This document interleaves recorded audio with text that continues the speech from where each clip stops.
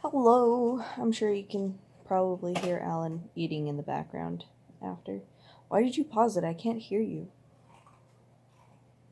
I heard my name. Oh, no, you're fine.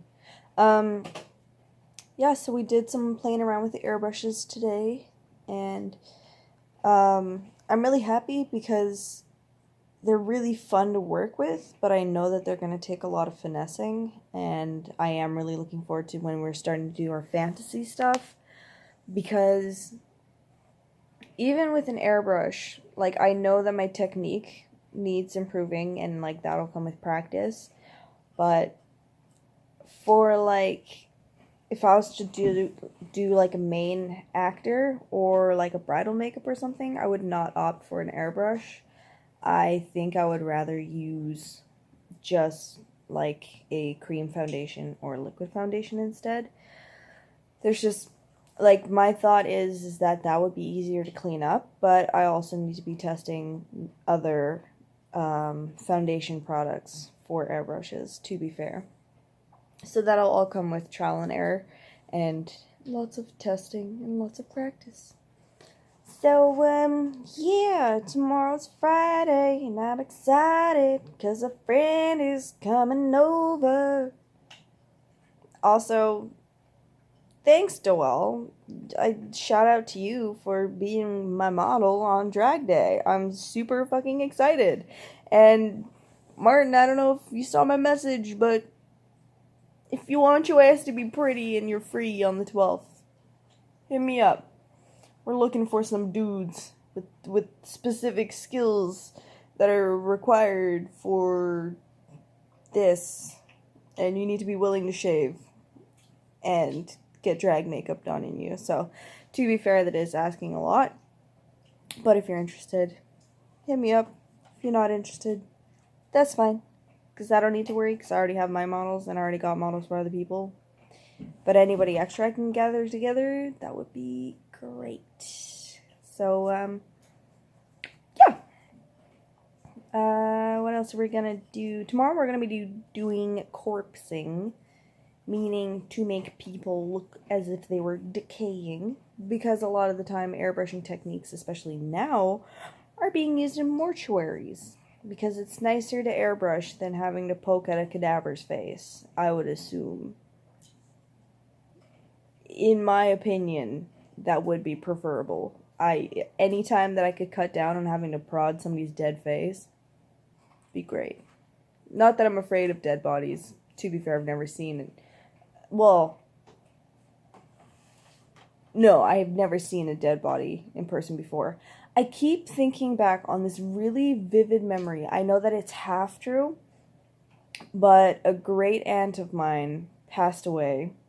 I think my parents went to her funeral, or like we went to her funeral, but only my parents attended the ceremony because it was an open casket. But in my mind, I remember seeing her dead body, but in my imagination, her coffin's like vertical.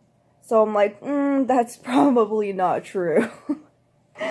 Most definitely 100% not true. But I wonder why that memory is so heavily in there. I think it's because as a kid, that's what I thought would be the open casket. I was like, oh shit, like, are they gonna have her, like, right up in there? Or, like, I don't know. And now I'm like, oh, they do actually have the cadaver right there. So people can be like, I'm sad. They're dead and I'm sad. And I'm like, cool. But this doesn't need to turn into a conversation about why we should respect the dead and people's choices to be around deceased loved ones. Not in a necrophilia way, in a therapeutic, if it helps you to have these last parting moments with this person kind of way. You know, you should be able to respect and love your loved ones after they passed away. And just because they're dead doesn't mean their body is suddenly diseased and disgusting. It's not. Unless you had, like, Ebola or something. That's when you need to be like, oh, okay, I shouldn't be around this dead body. But, yeah. Food for thought. I still kind of want to work in a mortuary at some point. Or do taxidermy. You know? Maybe, that might be a half fucked up way my career will lead instead of going into film doing makeup on cadavers. Could you imagine? I can imagine. It pays well. I mean, life has no ends. No real ends. I leave all my ends open. And that's all she wrote, I guess. I've been playing Persona 5 a lot. And I pre-ordered Spyro today. Because I'm bad. But it feels so good. Because I fucking... Oh, I'm so excited. Comes out on September 12th. And I cannot wait to play 3 of my favorite games ever again. Well, ever, comma, again. Because I played Spyro when I was younger.